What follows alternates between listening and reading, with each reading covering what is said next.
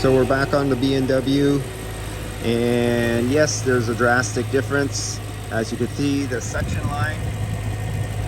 line temperature from when I started it up before recovering the refrigerant and charging it, it was only 39 degrees to 40 degrees on the suction line, and now we've been teetering around between 33 and 35 degrees going up and down at the suction line coming out of the evaporator.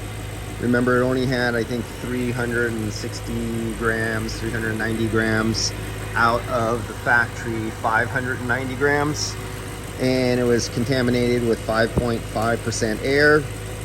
And I went and did some other vehicles, and I left it on the vacuum pump for well over an hour, and it would not go down below 1100 microns in vacuum. There's a lot of moisture contamination from whoever had this open before or recharged this with really saturated contaminated refrigerant.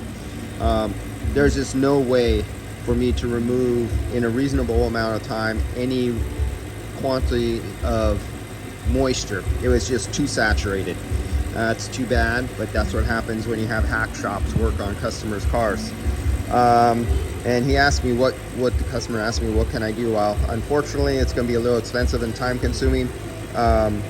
You will have to replace the receiver dryer, and if I leave it on a vacuum pump, my big one, overnight, I might be able to reduce and you'll see the vacuum go down probably to 300 to 500 microns or so, and then we'll be at least acceptable and decent to go.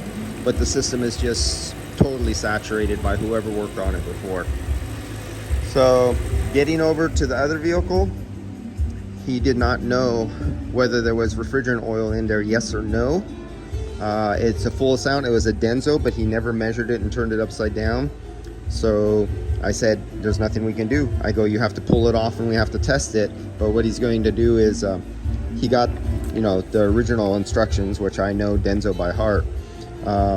He's getting another compressor from the same provider, distributor, on the same box, same part number, and he's going to actually open up and we're going to pour it out and see if it's empty or it's full, and then we'll judge. If it's empty, I always can add refrigerant oil, but if it's full and it has the full amount of oil for the whole system, then it's overfull, and he will have to pull the compressor back off. And this is a hard car to get to the compressor.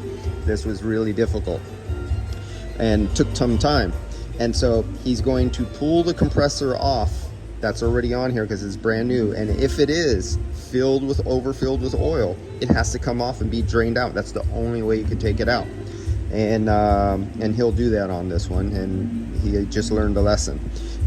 Nothing wrong, everybody, at least they ask, and he's willing to do the work to do it right. He's not going to be like some of the other shops. Well, that took me 5 hours to get on there. Just charge it anyway and let the customer have it.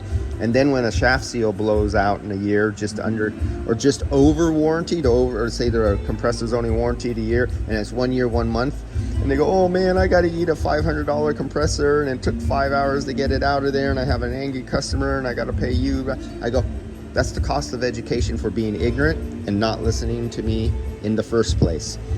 RTFM, do your homework, read your instructions, do it correctly, or suffer the very, very expensive consequences. And this guy here, he does everything right. He asks questions, and if I tell him what to do, he does it.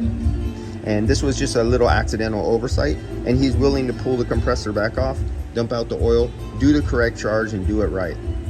Because this is an honest, ethical automotive repair guy who is like no other.